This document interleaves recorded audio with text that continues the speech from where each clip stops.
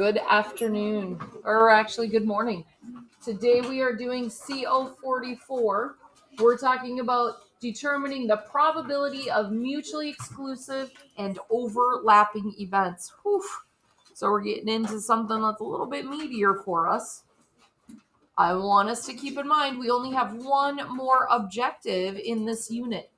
So that means next week we're going to be testing. So we need to make sure that we are, let's please not throw stuff. I am recording and that makes noise and it's not safe. So next week we will be taking a test. The end of the unit is close upon us. We need to make sure that we are understanding all these objectives we've been talking about, understanding the probability, understanding the odds. Today, working on the mutually exclusive and overlapping events. So what do these words mean? A mutually exclusive event are events with outcomes that cannot happen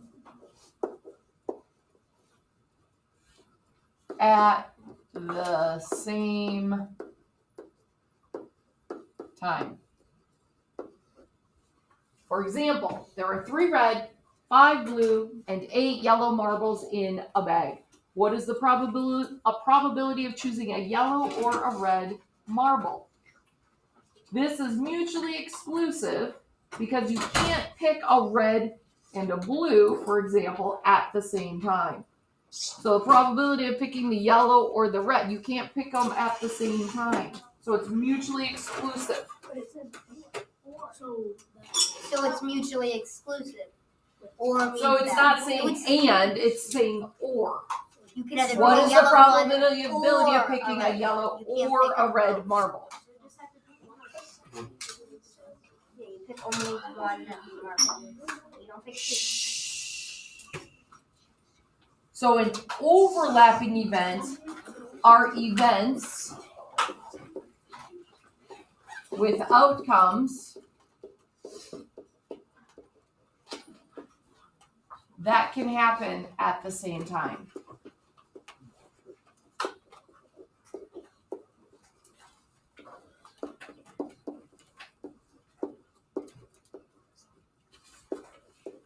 So if it's mutually exclusive, it means they can't both happen. If it's overlapping, they can happen at the same time. So our example is an integer is randomly selected from the numbers 1 to 20. What is the probability that it will be either odd or a prime number? So here, we can't select both a yellow and a red. It has to be or. But down here, can an odd also be a prime? Well, what would be an example of that? 3. 3. Remember, prime numbers are those numbers that you can't divide down any farther. So, like 2, 1 is not a prime. So, our primes start with 2. So we don't repeat it. So we don't say 1 times 1, right? So 2, 3, can't have 4 because we can divide that down by 2. So the factors are just 1 and itself. So 2, 3, 5, 7, 11. Can't be 6 because that's 2 times 3. 13. Can't be 10, that's 2 and 5. 15. No, that's 3 and 5. So 16 is 4 times 4. 17 is a prime. Emily? 19. Yep, 23, 19. So primes are the ones who, primes are those numbers whose factors are only itself and 1. So we don't count 1 as a prime because that is itself times 1. So 1 just doesn't count as a prime. We start with 2 when we're counting our primes. So what outcomes are in common? So it's an odd number and it's a prime. We could have 3, 5, 7.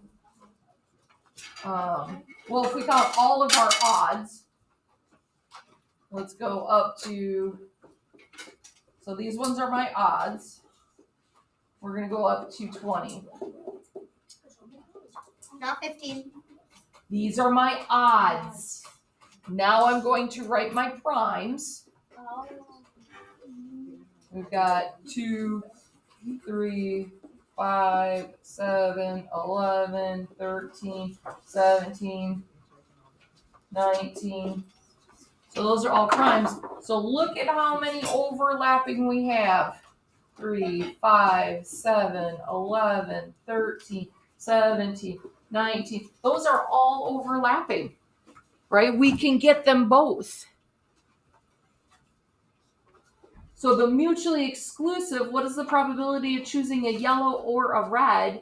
Well, we could choose other ones at the same time that aren't mutually exclusive. You could choose a yellow and a blue. You could choose a red and a blue. So they're not mutually exclusive. The overlapping means they fit both categories. Do you see the difference between the two? Let's work through some of these and it'll help us understand it a little bit better. Shh, voices are still off. So we're going to write whether the event is mutually exclusive or it's overlapping. Then we're going to find the probability in fraction form. So we don't have to write the percentage this time, just in fractions. But it needs to be simplified. Evelyn? Is 2 the only even number that's a prime? Yes. Because all other even numbers are divisible by 2. Yep. So let's look at this first one together to see how we're doing this. You have 26 cards, each labeled with a different letter of the alphabet. What is the probability of you choosing a letter in the words SVDP or Royals? Is that mutually exclusive or overlapping? Overlapping. Because there's 2 S. There's an S, an SVP, and there's an S and Royals. So it would be overlapping.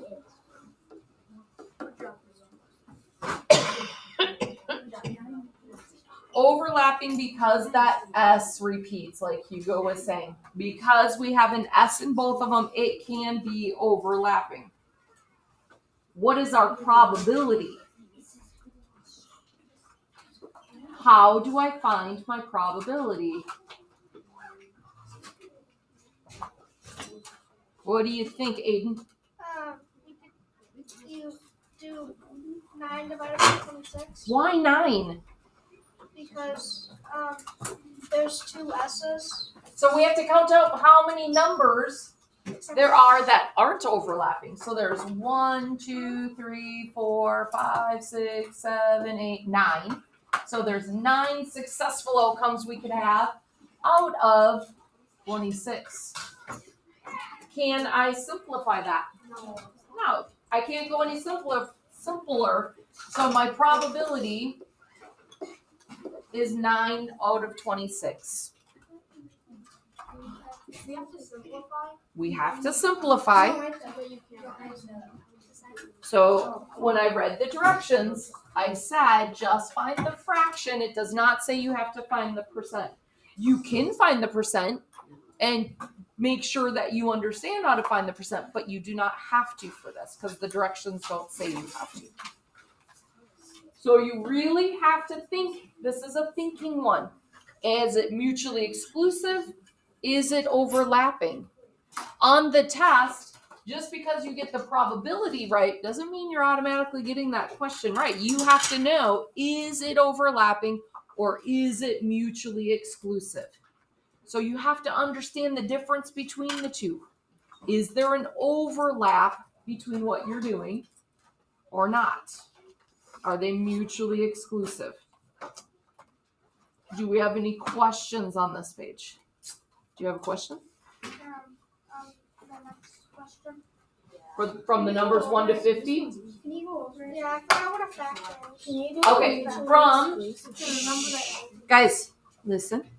From the numbers of 1 to 50, what is the probability of choosing a factor of 48? Remember, factors are the numbers that we multiply together to get your number. So which numbers do we multiply together? So find your factor buddies. So you're going to want to list them.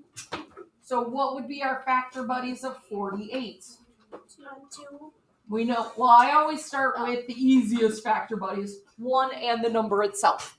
So 1 times 48. What are other factor buddies, James? 2 and 24. 2 and 24. Evelyn? 4, 6, and 8. Well, 6 times 8 we know is 48. Oh, factor buddies. Yep. So what would 4's factor buddy be, Evelyn? I'm not sure. I heard somebody say it. 12. 12. Are there any other factor buddies for 48? James? 3 and 16. Any other factor buddies? Okay. 6. We've got 6 and 8, so we can flip it and say 8 and 6, it's the same two numbers. So now we know what the factors are. What is the probability of choosing a factor? Is it mutually exclusive or is it overlapping? Why is it mutually exclusive, Emmeline? Yeah, there's no repeats. There's no overlaps of numbers. So it's mutually exclusive. So if you know it's mutually exclusive, our second step is finding the probability.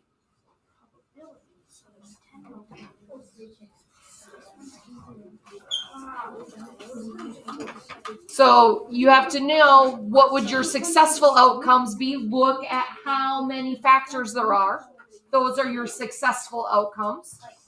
Out of how many numbers in total? So it would be, we said it was mutually exclusive because there's no overlapping numbers. Count up your factors. 1, 2, 3, 4, 5, 6, 7, 8, 9, 10. So 10 successful outcomes out of 50 total outcomes. And yes, you must simplify. Simplify, simplify, simplify. Do we have a good understanding? Yeah. So I will be over at the side table for questions if people have questions. For my friends at home, we hope you are well and we hope to see you soon. Have a wonderful